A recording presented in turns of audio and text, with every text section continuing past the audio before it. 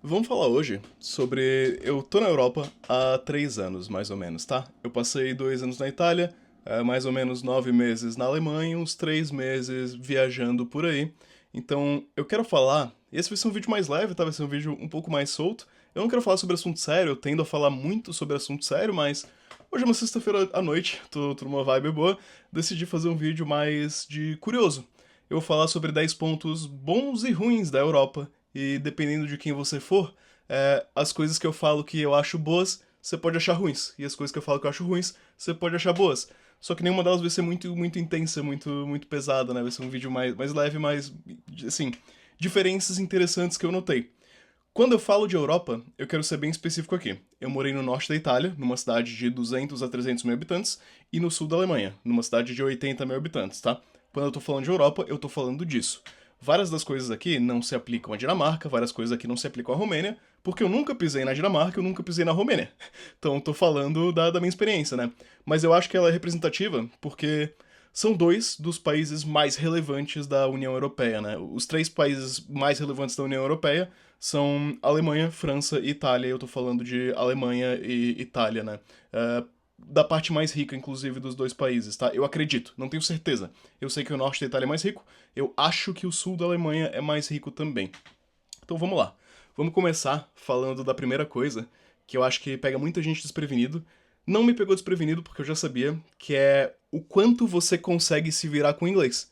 E todo mundo fala que você consegue se virar super bem com o inglês, né? Você consegue falar inglês e ser entendido. E como turista isso é verdade. A Europa tem um percentual alto em relação ao Brasil, né? Um percentual alto de falantes em inglês. Então você consegue se virar muito bem como turista. Qual que é o lado ruim disso? Isso não se traduz ao fato de que você consegue se virar bem como alguém que tá morando aqui, tá? Se você não falar italiano na Itália, vai ser muito difícil arrumar um emprego na Itália. Se você não fala alemão na Alemanha, vai ser muito difícil arrumar um emprego na Alemanha, a não ser que, na Alemanha em específico, se você trabalha com tecnologia, com software, aí é possível encontrar empregos em alemão. Na Itália já não tanto, tá? É muito difícil. Por que que falar inglês é uma coisa boa e ruim, né? Bom, é boa porque você consegue se comunicar, é ruim porque você não consegue trabalhar e dificulta também um pouco o aprendizado de línguas. Se você vai falar com um alemão e você tem um alemão totalmente quebrado, que, honestamente, se você está aprendendo alemão, o seu alemão vai ser muito pior do que o inglês da pessoa. Então você vai falar duas, três, quatro palavrinhas com a pessoa, ela vai imediatamente mudar para alemão perdão, para inglês, porque ela vai pensar, pô, eu não quero falar um alemão quebrado com você, eu quero falar inglês porque ambos falamos inglês.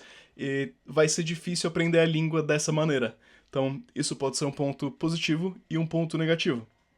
Outro ponto, o segundo ponto aqui que eu quero falar, é que, em relação ao Brasil, a Europa é muito pequena, tá?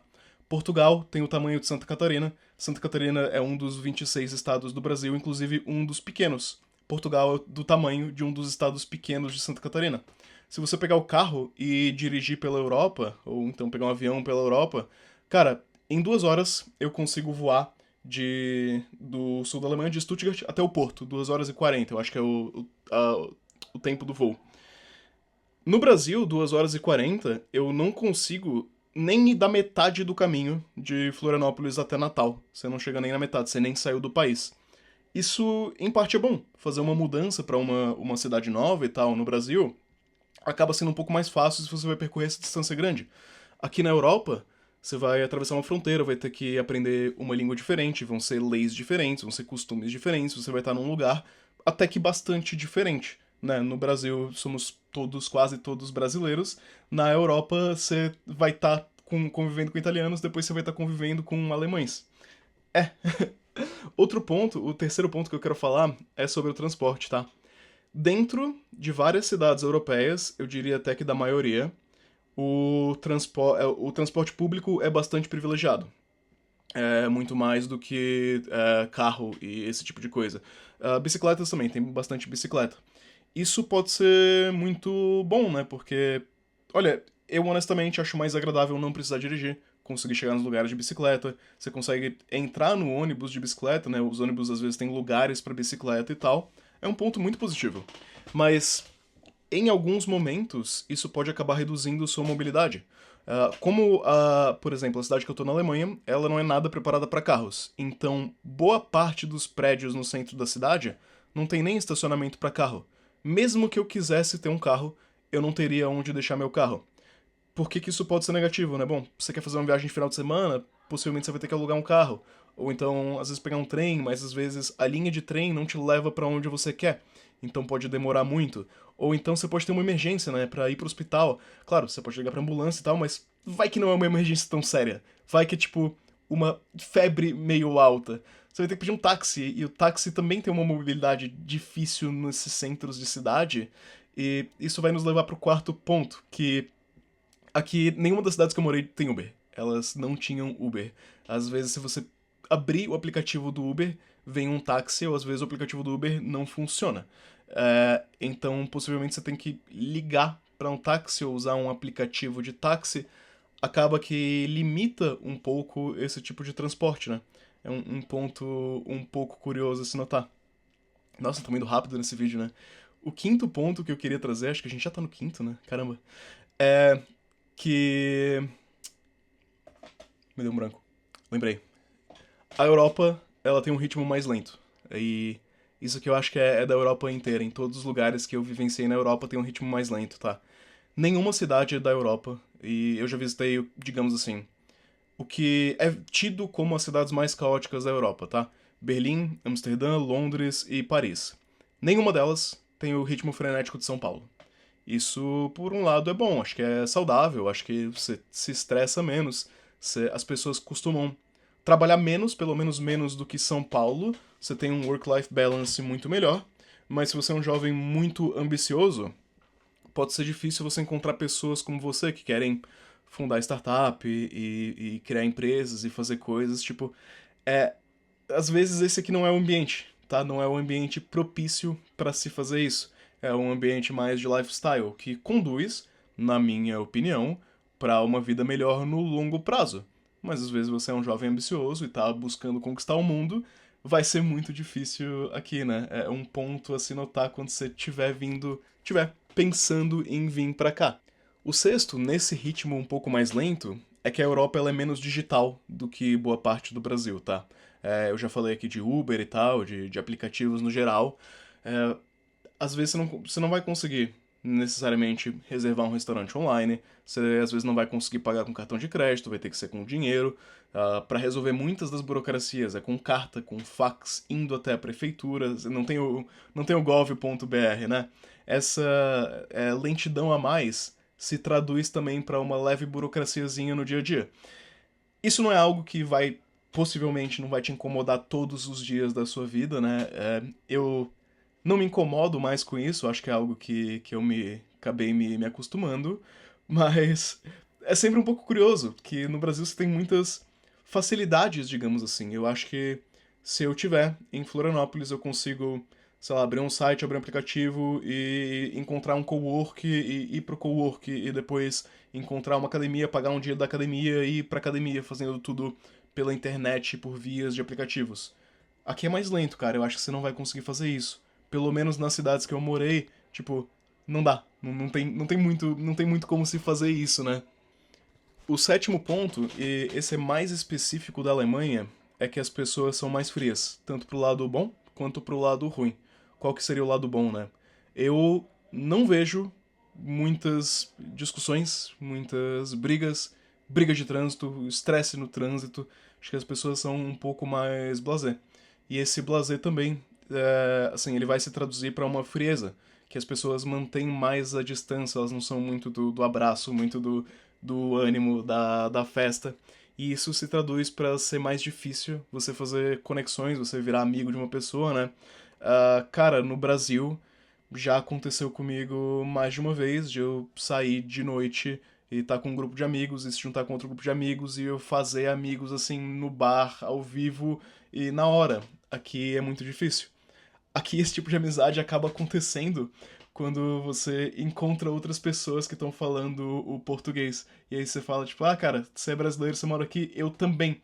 E aí existe essa identificação meio nata, e tipo, meio que vocês viram amigos porque vocês moram na mesma cidade, vocês são do Brasil, vocês se entendem.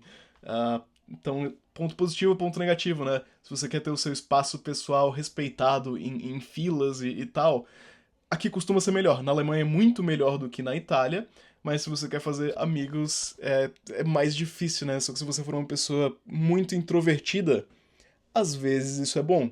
É o país dos introvertidos. Mas pode ser ruim também, porque se você é uma pessoa muito introvertida, vai ser muito mais difícil ainda fazer amigos, né? É um ponto curioso a se notar. O oitavo ponto, esse é legal, tá? A gente ouve falar das quatro estações, e eu morava em Florianópolis. Florianópolis tem mais ou menos duas estações. Você efetivamente. É porque é difícil de explicar. As pessoas vão falar, não, o sul do Brasil tem quatro estações. Mas não são as mesmas. Elas não são iguais, elas não se traduzem bem para as quatro estações daqui. A primavera no Brasil, ela não se parece com a primavera de filme. Aqui parece. O outono em Florianópolis não se parece com o outono de filme. Aqui parece. Isso é bom, isso é ruim. Porque eu amo a primavera e o outono, eu acho as melhores estações, o melhor momento para citar do meio pro sul da Europa, tá? Muito no norte acho que o verão é mais legal. Do meio pro sul, eu costumo gostar mais da primavera e do outono, porque o auge do verão e o auge do inverno, eu pessoalmente acho muito ruins. Muito ruins mesmo, tá? Por que o auge do verão é muito ruim? Pior na Itália. Na Alemanha, o auge do verão não é tão ruim, tá? A gente teve aqui. É porque eu não gosto tanto assim de calor, né? A gente teve em Tübingen no ano passado mais ou menos uns 10 dias, talvez um pouquinho mais, talvez uns 15 dias, que a temperatura passou de 30 graus, que ela ficou mais quente do que 30 graus, né? São relativamente poucos dias de muito calor. E o verão aqui tem muitas horas de sol também. Então, não é incomum você acordar 7 da manhã e tá um solzão lá fora, e você ir dormir 10 e meia da noite, 11 da noite, e ainda ter sol lá fora, tá? Isso acontece. Quanto mais no norte da Europa, mais isso acontece. No verão na Itália, isso foi especialmente ruim pra mim, porque fazia muito, muito, muito calor na cidade de Pádua. Eu morei na cidade de Pádua, na Itália. Ela é uma cidade cujo centro dela é bem pouco arborizado e muito cheio de uma pedra que absorve muito calor, né? A cidade ela é toda de pedra, toda aquela cidade antiga e tal. E os ar-condicionados no norte da Itália não tinham muitos e eles não eram bons. Qual que é o resultado de tudo isso? Tinha dias na Itália que fazia 40 graus. Quando faz 40 graus em Pádua, você vai acordar, você vai estar passando calor porque o ar-condicionado não funciona muito bem, e vai estar sol. E quando você vai dormir, vai estar muito calor, o ar-condicionado não funciona muito bem, e vai estar sol. Tipo, é um sol que te cansa tanto porque ele nunca para e o calor nunca para. E eu sei, em alguns lugares do Brasil você pode estar se identificando com isso, mas em Pádua era muito ruim, porque, tipo assim, bem no meio da tarde, não dá muito pra sair na rua. É uma sensação meio que assim, o chão de pedra, as paredes de pedra, a ausência de vento, parece que você vai pisar na rua e o seu tênis vai derreter. E eu falei que esse é um vídeo mais leve, né, mas tem um lado bem negativo disso, né. Acontecem em alguns lugares mortes, principalmente de pessoas mais velhas, por causa desse calor. Você teve um caso em Milão em que um trabalhador, né, que estava trabalhando numa obra numa autoestrada lá, ele colapsou de calor e morreu. Isso é uma ocorrência no verão que acontece de fato. Então, nos dias mais quentes, o governo até recomenda não sair de casa. O outro lado disso, esse é o porquê o verão pode ser ruim em alguns lugares, né? O lado de porquê o inverno pode ser ruim em alguns lugares, faz frio, mas geralmente quando o inverno é muito intenso, os lugares são mais ou menos preparados para o frio, tá? Aqui em Tübingen, as paredes, eu não sei o que tem no de isolamento aqui, mas o isolamento térmico ele é muito bom. Não chega a ficar muito frio dentro dos lugares. Então o frio não acaba não incomodando tanto, mas o que incomoda é o escuro. Tipo, é o contrário do verão, porque no verão fazem muitas horas de sol, no inverno fazem poucas faz ou fazem, mãe me corrige. É, faz poucas horas, fazem poucas horas de sol. Então o que pode acontecer, né? Você vai acordar, você vai pro trabalho 10 da manhã, vai estar escuro, e aí você vai trabalhar, vai ter um pouquinho de sol ali nas 4:30 da noite. Eu vivenciei isso em Berlim. O sol começa a se pôr de novo. Então, quando você sai de casa pra ir pro trabalho e você volta do trabalho pra casa, tá escuro em ambas situações. Isso desanima muito o povo também. Ninguém faz nada no inverno. Você vai ver poucas pessoas nos bares, poucas pessoas nos restaurantes, poucas pessoas na rua. Tem uma certa depressão sazonal por falta de termo melhor. E isso, o primeiro inverno ele é tranquilo, o segundo acaba sendo mais pesado para a maioria das pessoas. E até por isso que eu costumo fugir da Europa quando possível no inverno e ir pro Brasil. Eu acho bem desagradável essa quantidade de noite mesmo. Não do frio, mas de noite e desânimo. E eu costumo dizer que até o Réveillon é muito legal. Porque assim, outubro ali, você tá no finzinho do outono, novembro, outono, quando começa o inverno de verdade, em dezembro, começa a ter os mercadinhos de Natal, anima um pouco a cidade, você tá ali esperando Natal, tá tudo coisa do Papai Noel, uma iluminação legal, tem festinha, tem quentão na rua, eles estão comendo fritata, que eu chamava de fritas quando eu era criança, não sei como é que chama fritata, o fritadelli? Fritata ou fritadelli na Itália? Acho que é fritata, acho que fritadelli é o macarrão frito. É, então até o Réveillon acaba sendo legal, acaba tendo coisas atrativas, coisas divertidas pra se fazer. Virou o ano, fica muito ruim. Janeiro e fevereiro são meses, pra mim, muito ruins, do meio pra cima da Europa, tá? Portugal não é tão ruim assim, Espanha não é tão ruim assim. Você passou ali do norte da Itália, da Suíça pra cima, eu acho que fica bem ruim. Vamos falar de comida, nono ponto, comida. Tem vários pontos muito positivos da comida na Europa. Acho que pra mim o principal deles é o quanto você pode confiar no mercado. Você vai comprar comida no mercado, vai ter pouco agrotóxico. Você vai comprar queijo, vai ser queijo de verdade. Os ingredientes, no geral, nessas cidades que eu vivi, são de muitíssima qualidade. Eles são bons ingredientes. Você vai comprar, você vai cozinhar, vai estar tudo bom. Vai estar tudo, a maioria das coisas fresca e tal. Isso se traduz também para o fato de que em algumas temporadas, por exemplo, no inverno aqui, é um pouco mais difícil. As frutas elas estão piores, os vegetais eles estão piores, até por causa desse menor uso de agrotóxico e tal, uma comida um pouco menos industrial, digamos assim. Mas também você tem que se lembrar que o Brasil ele tem duas, às vezes três safras. No Brasil você tem três períodos de colheita, às vezes. Na Europa costuma-se ter um período de colheita só ali, da primavera mais pro verão, assim. Muito longe desses períodos, a comida fresca ela decai muito de qualidade, porque você tem que importar de muito longe. E ainda falando de comida, né? Você tem também o lado negativo e o lado positivo dos restaurantes. Alguns países têm uma culinária que eu acho boa, que me agradam. Portugal, Espanha, Itália, eu acho a culinária agradável. Mas não é brasileira. E como a culinária desses países é boa, é muito mais comum você ter restaurantes desses países do que de outros. Em Pádua, na Itália, existiam poucos restaurantes bons de outras culinárias, né? O italiano, quando ele sai, ele vai comer comida italiana na rua. Ele raramente vai comer uma comida de outra culinária, né? E até em Florianópolis eu achava que tinha uma variedade melhor do que em Pádua, na Itália. E Florianópolis não tem tanta variedade assim. Então, se você não gostar da comida de um lugar que, entre aspas, tem comida boa, você pode estar numa situação não muito legal. Agora, alguns lugares têm comida ruim, entre aspas. O caso da Alemanha. Eu não acho a comida da Alemanha tão ruim, eu acho ela meio sem graça, mas ok, né? É porco e batata. Você vai comer bastante porco e batata. O lado bom da culinária ser ruim, aliado ao fato de que existem muitos imigrantes aqui, é que tem muitos restaurantes de imigrantes que são bons.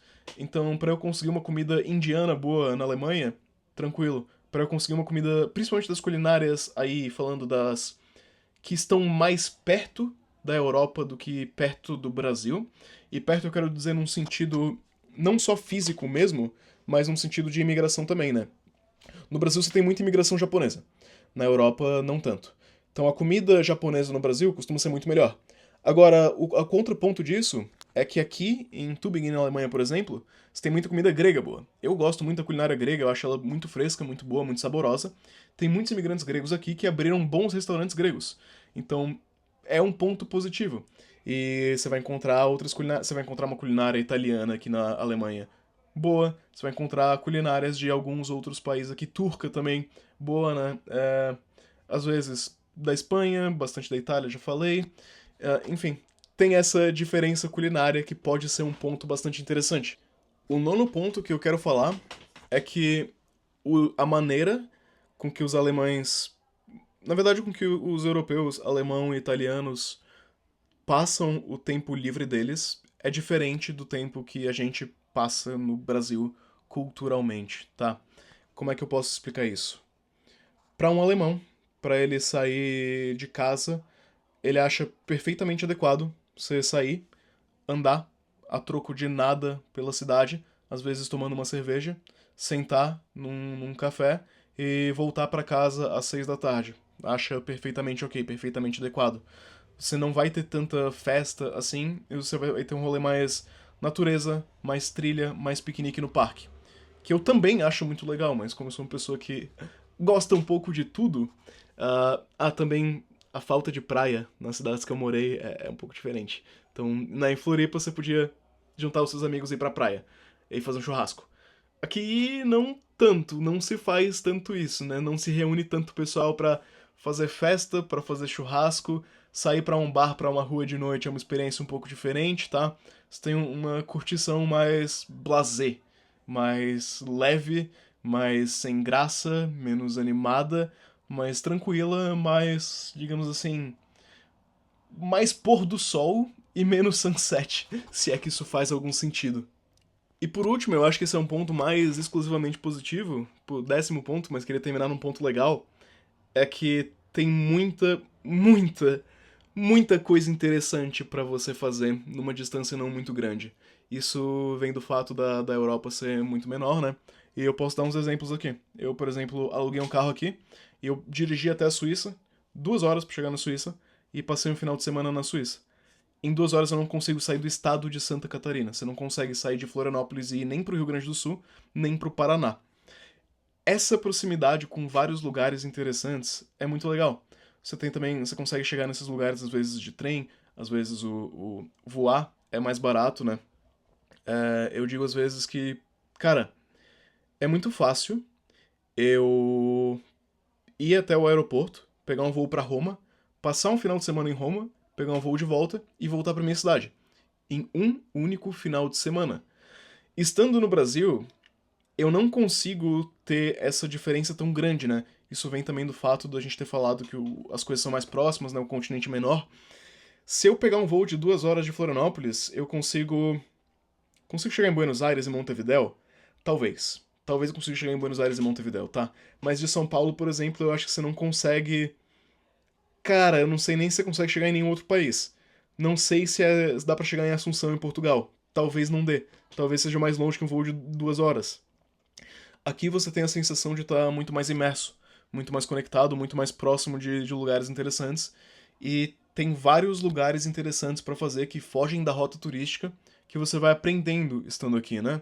Tem, por exemplo, várias cidades com águas termais, tanto no norte da Itália quanto no sul da Alemanha. E você pode só ir. Elas não são famosas, você não vai reconhecer o nome delas, né? Se eu falar, por exemplo, como é que chama? A região de Montegrotto e Abano Terme, talvez você nem saiba o que é isso, mas os alemães sabem. E essa é uma região na Itália, e eles vão lá pra Itália nas águas termais. Se eu te falar o que é o Lago de Constance ou o Bodensee, talvez não queira dizer nada pra você. Eu acho que o Lago de Constance, na verdade, é a cidade de Constance, o lago é Lindau, talvez? Ou tô confundindo a cidade de Lindau e o Lago de Constance? Não lembro mais. Acho que é o Lago de Constance mesmo. Essas coisas, quando você tá no Brasil e você não pesquisa muito sobre o que tem pra fazer em cada lugar, não querem dizer absolutamente nada pra você não conhece esses lugares. Mas estando aqui, você passa a conhecer, você ouve as pessoas falando sobre eles, indo pra esses lugares, até o algoritmo da rede social muda pra te mostrar esses lugares. Então você sente que você tá muito mais perto, de fato, você tá muito mais perto de vários lugares. Eu tô muito perto do Porto, porque é um voo de 2 horas e 40, como eu falei. É bastante perto. Eu tô muito perto de Veneza. Tem voo direto pra Veneza. Eu tô muito perto de Santorini, na Grécia. Tem voo direto pra Santorini. Eu tô muito perto de todos os países europeus, não só em distância, mas em custo também. Em proporção ao seu salário, independente do quanto você ganha, é difícil uma passagem aérea dentro da Europa custar mais do que 10% do seu salário nesses países, tá? Em Portugal, infelizmente, não é realidade. Mas na Alemanha, o salário mínimo beira os 2.000 euros ali, 1.700 euros líquido. Com 170 você consegue muito bem viajar para praticamente qualquer lugar da Europa, né? Claro, 1.070 de ida, às vezes 1.070 de volta, às vezes o round trip, a ida e a volta vão te custar isso. Então, essa conexão é muito legal. Esse foi o meu vídeo sobre 10 pontos da Europa. espero que você tenha aprendido algo, ou se não, não. Espero que você tenha gostado de me ver falar um pouco sobre a minha experiência estando 3 anos aqui e as coisas que eu fui. Não é nem aprendendo, é percebendo o quanto de realidade elas são, né? Porque é muito diferente você ouvir falar dessas coisas e você ver elas na prática, ver como que isso acontece, ver como que isso se dá e chegar a se acostumar com essas coisas de modo que você não estranha, que você identifica, que isso é parte do seu dia a dia, isso é parte da sua rotina, é parte do que você faz, né? Mesmo que eu não me sinto tanto em casa na Alemanha, na Itália eu já, né, depois de 2 anos eu me sentia bastante em casa, sentia que a Itália era minha casa já. É, mesmo não sendo a sua casa, você acaba criando essa identificação com, acho que todos esses pontos que eu falei. É isso, velho. Boa sexta-feira pra quem estiver vendo esse vídeo numa sexta-feira. Bom dia pra quem estiver vendo esse vídeo em qualquer outro dia.